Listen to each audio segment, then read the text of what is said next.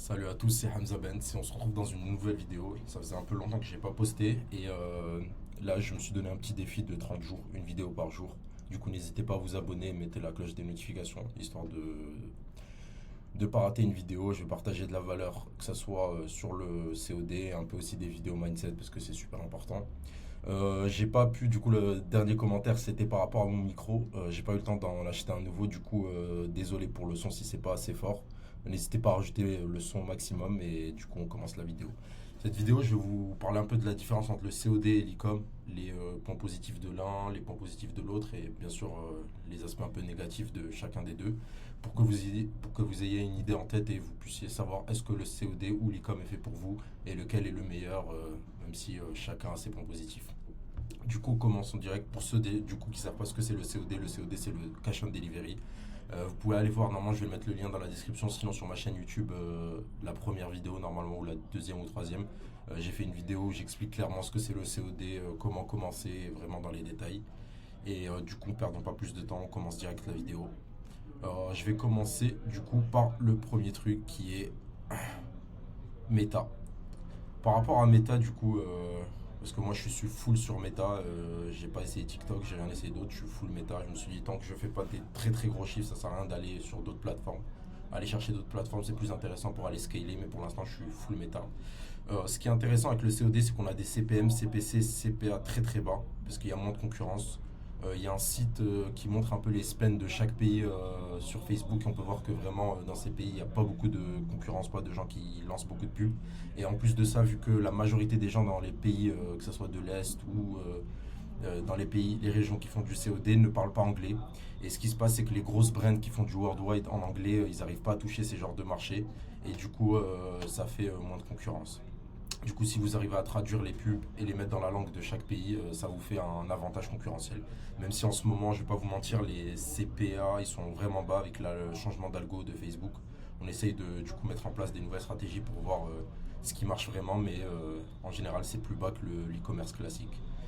Euh, En plus de ça, ce qui est intéressant aussi, c'est qu'on a moins de plaintes parce qu'en fait, Facebook va moins de blocage parce que Facebook bloque en général pour deux trucs. Le premier, c'est quand vous faites des pubs un peu trop agressifs, mais ça pareil au COD.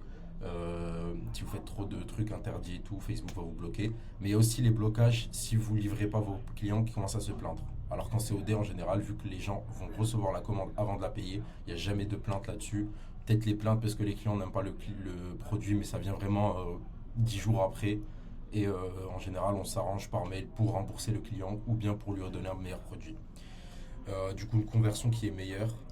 Et le problème là, du coup, c'est bien beau, on dit que c'est beau Facebook, mais il y a un petit problème aussi sur Facebook, c'est que c'est une vanity métrique, et ça, c'est un conseil que je peux vous donner, c'est arrêter de regarder votre dashboard Shopify tant que les commandes n'ont pas été livrées. Vous devez vous dire, ok, là j'ai commencé le COD, euh, je me donne par exemple un nombre de leads à entrer par jour avec un CPA moyen, mais tant que la commande n'est pas livrée, c'est pas vraiment du cash, parce qu'on a beau voir des fois des ROS de 5 6 des trucs comme ça, mais en fait, à la fin, vu que peut-être vous aurez des taux de retour élevés, à la fin, ça va descendre à 3 ou à 2. Alors que de base, quand vous voyez votre dashboard, vous êtes là, ah, j'ai fait un KD, j'ai fait 2 KD, j'ai fait 3 KD. Alors que pas du tout, en fait, à la réalité, c'est que vous n'avez même pas fait 500 ou de collecté. Du coup, là, on peut donner le point pour le COD, même si en e-commerce classique, il y a beaucoup de. C'est aussi intéressant là-dessus. Maintenant, on va passer au cash flow. Là, c'est un gros problème par rapport au COD. Je pense que COD, il y a écrit cash en delivery. Du coup, cash flow, super intéressant. Je vais faire une vidéo un peu plus complète sur le cash flow, pourquoi c'est super important et tout. Mais en gros, pour résumer le truc rapidement, le truc, c'est que ce qui se passe, c'est que la personne va commander chez vous. Le temps de recevoir la commande, des fois, c'est en 2 jours, 3 jours, si c'est super rapide. Mais des fois, les clients, ils sont pas chez eux, ils préfèrent le prendre dans un locker. Du coup, ça peut aller jusqu'à vraiment 10 jours. Et une fois que 10 jours ont été livrés, c'est-à-dire que la commande a été livrée, vous devez attendre que l'argent soit collecté par le moyen de livraison du pays pour ensuite l'envoyer à l'entrepôt et ensuite recevoir l'argent. Ça fait que vous avez un cash flow un peu décalé. Là où en e-commerce classique, si j'ai, parce que je suis pas trop expert là-dedans, mais si j'ai bien compris, les gens payent et en 24 heures, si vous avez un bon processeur de paiement, vous recevez l'argent en 24 heures, voire des fois moins. Du coup, là, c'est ça qui est un peu chiant en COD, mais comme on dit, pour chaque jeu, chez ses règles. Et après, le problème aussi, c'est les blocages. Blocage Stripe, ça c'est plus vers les commerces classiques. Il y a beaucoup de blocages en ce moment sur Stripe. Alors qu'en COD classique, c'est que vu que vous recevez des virements de l'entrepôt, en général, vous n'avez pas de blocage. Comme j'ai dit, peut-être vous recevez après, mais vous recevez des virements. Peut-être des fois, les banques vont vous demander des justificatifs, mais vous avez juste à envoyer les factures. Si vous avez une entreprise où tout est réglo, vous n'aurez jamais ce problème. Et du coup, c'est intéressant. Le problème aussi, c'est la compta qui est floue. Je vais pas vous mentir, là, par exemple, on va prendre le 29 septembre. Ben, en fait, le 29 septembre, vous ne pourrez pas vraiment faire votre compta et savoir votre profit and loss parce que vous devez attendre que toutes les commandes soient livrées. Ça fait que vous avez avancé de l'argent pour les pubs, mais vous ne savez pas encore si vous êtes vraiment rentable, combien vous avez fait de marge. Du coup, la compta, elle se fait en décalé. C'est ça qui est un peu chiant. Du coup, ça aussi, c'est un petit problème. Et si vous n'avez pas beaucoup de cash flow, ce sera un peu dur de scaler au début. Là où en e-commerce, vous recevez votre argent, vous pouvez aller truc, même si ça demande un peu de cash flow. Il faudra aussi investir sur les produits parce qu'il faut les envoyer à l'entrepôt. Du coup, vous devez avoir beaucoup de cash, sinon la fusée, elle va décoller super lentement. Stock marche. Du coup, là, on va parler un peu des stocks et marges. COD, ça nécessite d'acheter du stock parce que vous avez bien compris, vous devez déposer votre stock chez des entrepôts. Mais on a des meilleures marges de ce que j'ai vu, de ce que j'ai pu entendre. Des fois, bien sûr, en général, en dropshipping classique, quand vous allez parler à des gens ou en e-commerce, c'est entre 15%, voire des fois même 10% quand c'est des très très grosses brands. Et entre 15 et 30, bien sûr, j'ai entendu des gens qui font du 40 sur Google ou des choses comme ça. C'est recurring un peu plus.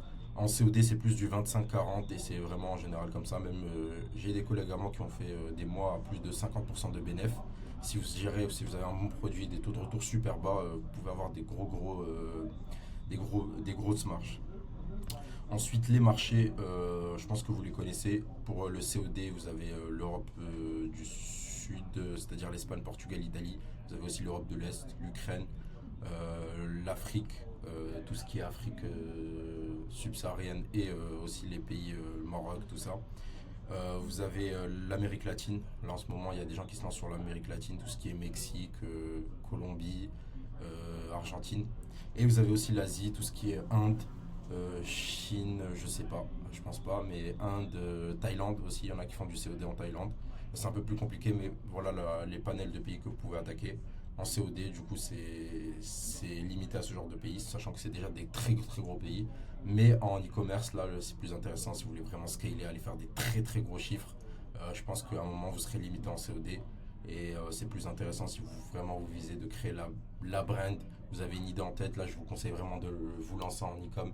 Si vous voulez vraiment un business cash flow, là, c'est plus intéressant le COD. Mais si vraiment vous voulez juste aller créer la plus grosse brand du monde, faire des gros chiffres, là, l'e-com, c'est plus intéressant pour vous. Le scaling, comme j'ai dit, un peu plus lent parce qu'il faut prévoir. Si vous avez bien sûr un gros cash flow, vous avez beaucoup d'argent, là vous pouvez aller super rapidement, aller acheter beaucoup de produits, tester rapidement, acheter du stock, vous avez pour avancer les pubs. Peut-être au début vous allez sortir beaucoup d'argent, mais une fois que l'entrepôt va vous payer, là ça va commencer à repartir. Une fois que vous allez bien gérer votre cash flow et comment on appelle ça, votre fonds de roulement, ça normalement ça devrait bien y aller. Et alors qu'en e-com, c'est très rapide. Vous pouvez avoir des gens, plein d'histoires, vous entendez des gens qui passent de 0 à, je sais pas moi, 300K par mois, des trucs comme ça, voire plus. Du coup, là, le point il est plus pour l'e-com si vous voulez vraiment aller super rapidement. La barrière d'entrée, là, c'est là où le COD c'est un peu plus compliqué pour la barrière d'entrée parce qu'il faut la logistique, c'est-à-dire avoir les bons entrepôts. Il y a beaucoup de problèmes avec les entrepôts. Moi, quand j'ai commencé, j'ai galéré, j'ai perdu beaucoup d'argent, je suis tombé sur des arnaqueurs. Les agents aussi, si vous n'avez pas des bons agents, vous pouvez tomber sur des gens qui sont pas pros en COD, ils savent pas comment envoyer le stock en DDP et vraiment tous les trucs comme ça, où vous envoyez vraiment des produits nuls. Et du coup, des fois, c'est bloqué à la douane. La langue, je dirais la langue, c'est pas vraiment un frein parce que maintenant avec l'IA, moi je vais pas vous mentir, je parle pas tous les langues des pays de l'Est et j'arrive quand même à vendre là-bas. Du coup avec l'IA ça va. Mais à un moment si vous voudrez vraiment créer un truc propre, là il faudra prendre des gens dans chaque pays pour un peu voir votre langue, voir la langue, analyser le truc. Même si là avec l'IA en vrai je m'inquiète pas, ça c'est plus une croyance. Vous pouvez entraîner votre IA avec de la bonne data et normalement ça devrait le faire. Alors qu'en e-commerce, c'est plus un créatif qui est prêt à marketer, qui veut créer une brand et qui a un peu de cash bien sûr. Et là, c'est parti quoi. Après, bien sûr, pour aller scaler, il faudra des contacts. Mais c'est plus simple quoi. Il faut juste lancer Shopify et voilà. Du coup, j'espère que cette vidéo vous aura plu. Vous avez une petite idée en tête. Si le COD est fait pour vous, vous êtes plus dans l'e-com. Comme vous avez vu, c'est pas fait pour tout le monde. Ça dépend de votre vision, ça dépend de pourquoi vous voulez faire ça. Ça dépend aussi de là où vous voyez si vous avez du cash flow ou pas. Même si en e-com, on m'a dit que là, avec des personnes avec qui je parle, c'est plus possible comme avant. Juste comme on vous dit, 500 euros, c'est bon, vous allez péter le million. Il faudra un peu plus d'argent aussi. Et j'espère que cette vidéo vous aura plu. J'ouvre des places du coup pour mon accompagnement en COD. N'hésitez pas, le lien dans la description. Et on se retrouve pour la nouvelle vidéo. Ciao.